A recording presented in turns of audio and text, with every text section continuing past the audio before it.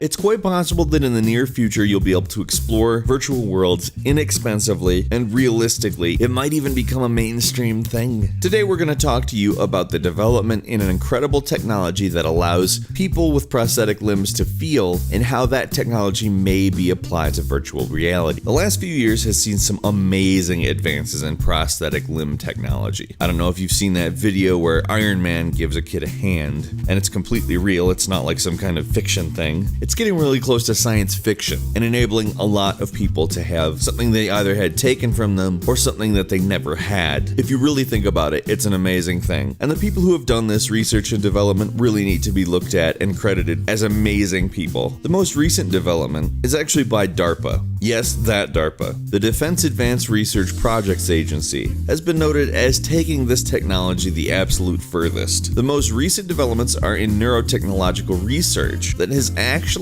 allowed a paralyzed user to feel objects through their prosthetic limb. Now, this was achieved specifically in a 28-year-old paralyzed man's prosthetic hand. The prosthetic itself is extremely sensitive, and on top of that is connected directly to his brain. Index, pinky, middle, index and middle. So here's where it might be a difficult thing to explain. The sensory cortex and the brain's motor cortex are the two things that would have something to do with this. Sensory being interpretation of the input, and your motor cortex being in control of what you do.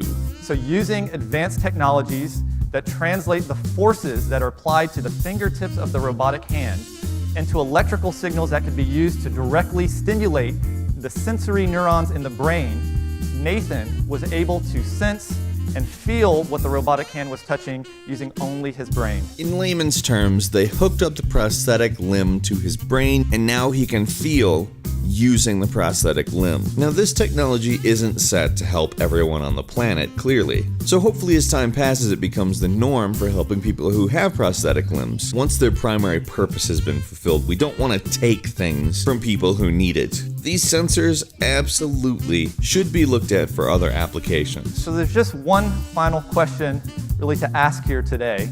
It's how might a direct neural interface affect your life? What am I talking about?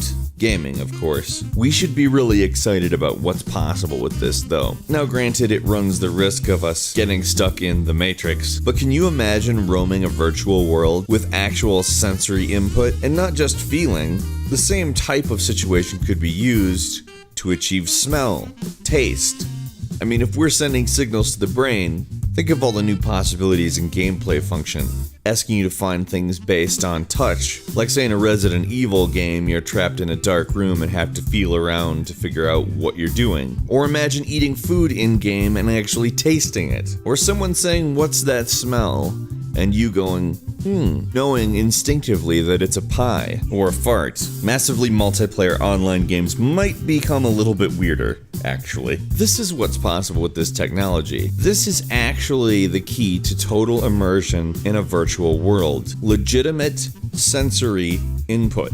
In my opinion, this is actually the big weakness of virtual reality. And now there's technology that could legitimately bypass that weakness entirely. It's very exciting. Can you imagine what a flight simulator would be like if the impulses necessary to feel the momentum could be sent to your brain? On the same side of that coin, can you imagine what a boxing match would be like? Experience games would definitely become the norm. Games where you can do something that you really can't do in real life, specifically because you'd have the ability to experience it entirely in virtual reality, which is pretty exciting stuff if you really think about it. I've never been a Jedi. What would that be like? And I don't mean standing in the garage whipping around a staff or something. I mean being a Jedi, being on the Enterprise, fighting a galactic threat, experiencing new planets, just stuff that isn't possible for us.